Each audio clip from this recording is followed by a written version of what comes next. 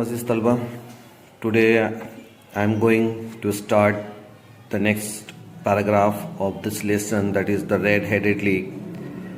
In the previous video, I have read the first paragraph with the translation and I hope you understood it very well.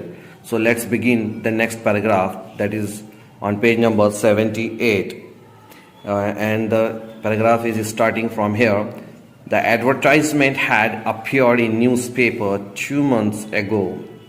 इस line का मतलब ये हो रहा है कि जो इश्तिहार दिखाया गया था वो 2 महीना पहले पेपर में शाये हुआ था. एडवर्टाइजमेंट मतलब इश्तिहार. Had appeared in newspaper 2 months ago. तो 2 महीने पहले ये जो खबर थी पेपर में शाये हुई थी. Mr Wilson's assistant Vincent Spaulding had shown it to him. Mr Wilson का जो असिस्टेंट था यानी जो मददगार जो मुआविन था जिसका नाम विंसेंट स्पॉल्डिंग था, उन्होंने ये इश्तिहार विल्सन को दिखाया था.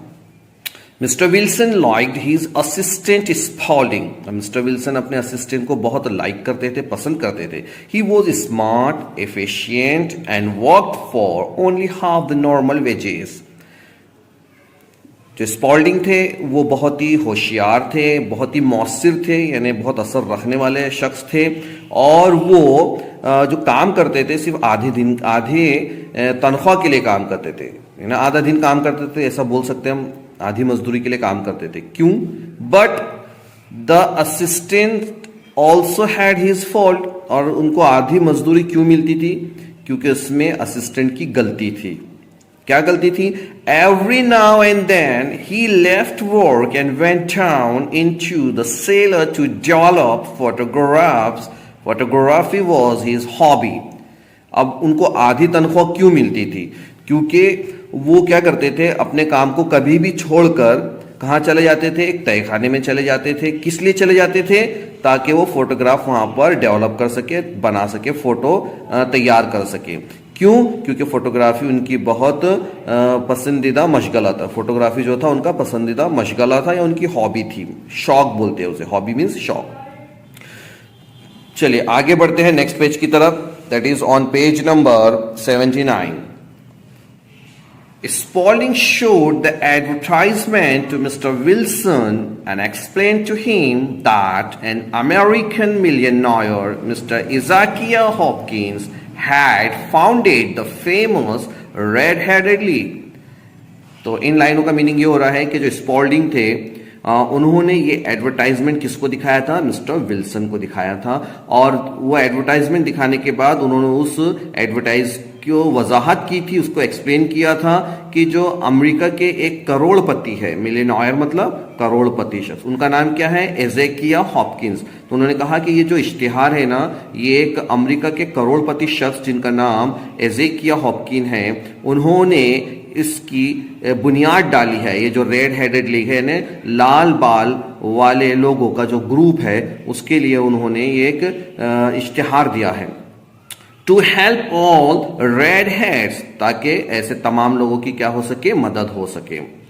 लाइक हिमसेल्फ, क्योंकि उनके बाल भी खुद कैसे हैं? लाल हैं. तो वो अपने जैसे लोगों की क्या करना चाहते हैं? हेल्प करना चाहते. कौन? एज़ेकिया Hopkins. Spaulding urged Mr. Wilson to apply for the job. तो जो स्पॉल्डिंग थे उन्होंने मिस्टर विल्सन को कहा कि आप भी इस जॉब के लिए अप्लाई कर दे, दरख्वास्त कर दे, आपको ये जॉब मिल सकती है क्योंकि आपके भी बाल लाल हैं. So the two of them went to the address given in the advertisement. इसलिए दोनों शख्स कहाँ चले गए? उस पते पर चले गए जो इश्तिहार में दिया गया था. Fleet Street was full of red-headed people. और जो एड्रेस पे जहां गए वो जिसका नाम फिलेट स्ट्रीट था, उस जगह का नाम, वहां पर उन्होंने देखा कि बहुत सारे लोग जमा हुए हैं और सभी के बाल जो है कैसे? रेड है. लाल वाले लोग वहां पर सब जमा हुए, लाल बाल वाले लोग सब जमा हो गए. Mister Wilson thought that with so much competition he would not get the job. तो मिस्टर विल्सन ने सोचा यार इतने सारे लोग यहाँ पर आकर जमा हो गए तो शायद मुझे ये जॉब नहीं मिलेगी. He wanted to go back, but Spaulding pushed through the crowd and took Mr. Wilson to the office. जब विल्सन ने देखा कि यहाँ पर इतने सारे लोग हैं, मुझे शायद ये जॉब नहीं मिलेगी, तो वो वापस जाना चाहते थे। लेकिन जो उनका असिस्टेंट था जिसका नाम स्पॉल्डिंग था, उन्होंने क्या किया, भीड़ में से उनको आगे धक्का दिया और डायरेक्ट उनको ऑफिस में ले गए। There was nothing in the office but a couple of chairs and a table. जब वो ऑफिस में गए तो उन्होंने देखा कि वहां तो कुछ ज्यादा चीजें दिखाई नहीं दी, सिर्फ क्या दिखाई दी, 2 चेयर और एक टेबल। और red headed man sat behind the table. उन्होंने देखा कि जो एक लाल बाल वाला शख्स है वो टेबल के पीछे बैठा हुआ है। He was Mr. Duncan Ross, a representative of Red Headed League. उनका नाम क्या था, जो शख्स बैठा था टेबल के पीछे, उसका नाम था डनकन रॉस। और ये एक क्या था, रिप्रेजेंटेटिव था, नुमाइंदा था, ताकि वो जो आने वाले लोग हैं उनका इंटरव्यू ले सके, लाल बाल वाले जो भी लोग आने वाले हैं। He was very pleased to see mister Wilson. जैसे ही मिस्टर डनकन रॉस ने मिस्टर विल्सन को देखा, उनको देखकर वो बहुत खुश हो गया। And announce immediately that he was well suited for the job. और तभी उन्होंने फौरन ऐलान कर दिया कि ये शख्स जो मेरे पास में आए हैं ये इस जॉब के लिए बिल्कुल मुनासिब है। He shook hands with Mr. Wilson, congratulated him and told all the other candidates to go back. उन्होंने मिस्टर विल्सन के साथ में हाथ मिलाया, उन्हें मुबारकबाद दी और तमाम जितने भी लोग वहां पर आए थे, कैंडिडेट मतलब जो किसी जॉब के लिए अप्लाई करते उन्हें कैंडिडेट कहते, तो वो तमाम को कहा कि आप लोग वापस चले जाए क्योंकि मैंने इनका इंतखाब कर लिया है मिस्टर विल्सन का। Mr. Duncan Ross explained that Mr. Wilson would have to be in the office from 10 to 2.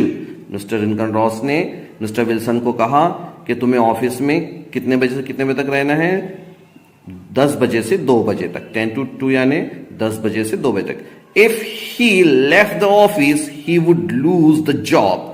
अगर आप ऑफिस को छोड़कर चले जाते हैं तो आपकी जॉब चली जाएगी। Spaulding assured Mr. Wilson that he would look after Mr. Wilson's business in his absence. तो मिस्टर स्पॉल्डिंग जो कि मिस्टर विल्सन के असिस्टेंट थे, उन्होंने विल्सन को यकीन दिलाया कि तुम्हारी गैर हाजिरी में मैं तुम्हारे बिजनेस की देखरेख करूंगा। The pay was fixed at £4 a week. और उसके लिए जो तनख्वाह तय की गई थी वो £4 थी, हफ्ते के £4। अभी £4 का मीनिंग मैंने बताया था आपको कि ये एक करेंसी है जो फॉरेन कंट्री में चलती है, ठीक है। जैसे कि यहाँ पर हमको देख रहे हैं कि यूके या लंदन का जिक्र किया जा रहा है, तो इस वजह से यहाँ पर रुपये की जगह क्या होती है, पाउंड का यूज किया जाता है। और एक पाउंड बराबर कितना होता है, approximate 100 rupees of Indian. Okay, so यहाँ तक हम आज स्टॉप करने वाले हैं और इन नेक्स्ट वीडियो में हम आगे की कहानी को कवर करेंगे।